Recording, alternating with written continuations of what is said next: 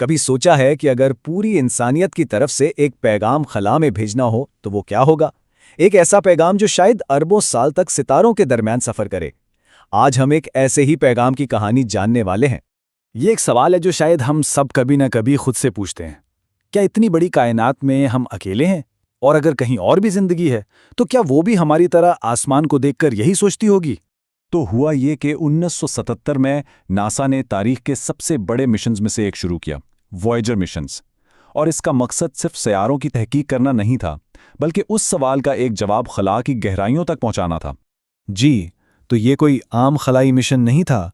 Voyager अपने साथ एक बहुत ही खास तोहफा लेकर गए थे, एक पैगाम, इस उम्मीद के साथ कि शायद कभी ना कभी कोई इसे ढूंढ ले।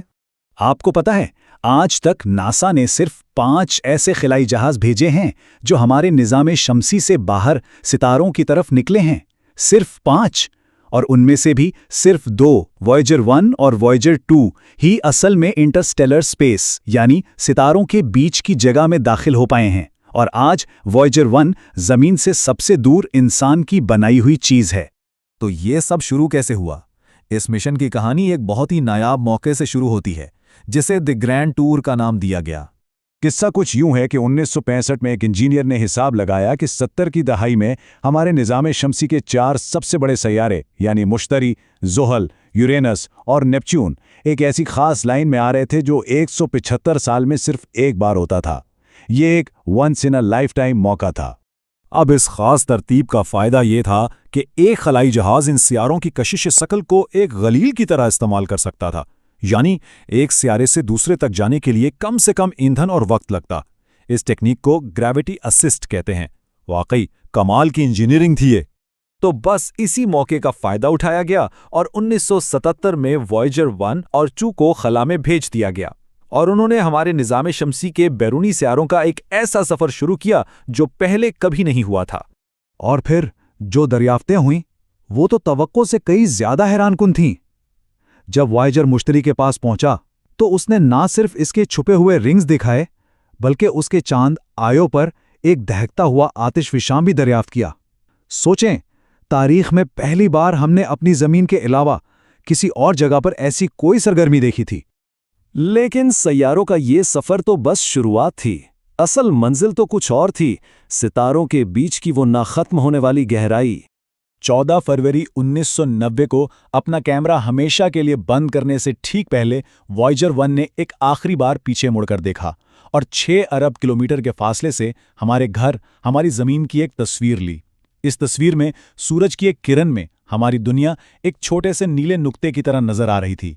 ये एक बहुत ही मशहूर और दिल को छू लेने वाली तस्वीर है। अच्छा, तो इंटरस्टेलर स्पेस में जाने के लिए वॉयेजर्स को पहले एक सरहद पार करनी थी।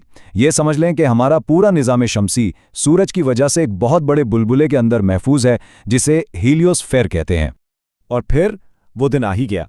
25 अगस्त 2012 को वॉयेजर 1 ने इस बुलबुले की हद को पार किया और सितारों के समंदर में दाखिल हो गया। और कैसा इत्तेफाक है कि इसी दिन चांद पर कदम रखने वाले पहले इंसान नील आर्मस्ट्रॉन्ग इस दुनिया से चले गए। जैसे एक सफ़र ख़त्म हुआ तो दूसरा एक नए दौर में दाखिल हो गया। लेकिन याद है, हमने शुरू में एक पैगाम की बात की थी। वॉयेजर का असल मकसद सिर्फ सफ़र करना नहीं था, बल्कि वो पैगाम पहुंचाना था। अब बात करते हैं इस मिशन के दिल की, गोल्डन रिकॉर्ड। तो ये पैगाम एक टाइम कैप्सूल की तरह है, एक सुनहरी डिस्क जिस पर हमारी दुनिया की कहानी रिकॉर्ड की गई है।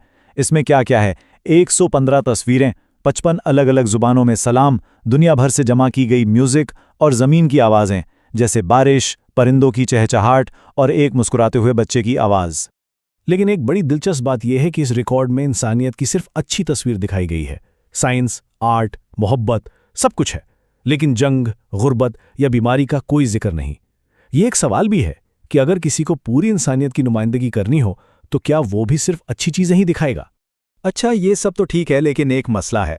अगर किसी को ये रिकॉर्ड मिल भी गया तो वो उसे चलाएगा कैसे? रिकॉर्ड के कवर पर उसे चलाने की हिदायत बनी हुई हैं, लेकिन वो इतनी आसान नहीं है। क्या लगता है, क्या कोई उन्हें समझ पाएगा? तो अब वॉयेजर का मुस्तकबिल क्या है? उनकी बैटरी की ताकत कम हो रही है और साइंसदानों का अंदाज़ा है कि 2025 के आसपास उनसे हमारा राब्ता हमेशा के लिए टूट जाएगा। लेकिन उनका सफ़र ख़त्म नहीं होगा। ये खामोश खलाई जहाज़ लाखों, शायद अरबों साल तक सफ़र करते रहेंगे और उनके साथ हमारा ये पैगाम भी सफ़र करता रहेगा। और आखिर में बात वहीं आ जाती है जहां से हमने शुरू की थी। क्या खला की इस गहरी तन्हाई में हमारी ये आवाज़ कभी सुने जाएगी? शायद इसका जवाब हमें कभी ना मिले, लेकिन शायद जवाब से ज़्यादा अहम ये कोशिश है कायनात को ये बताना कि हम यहाँ थे,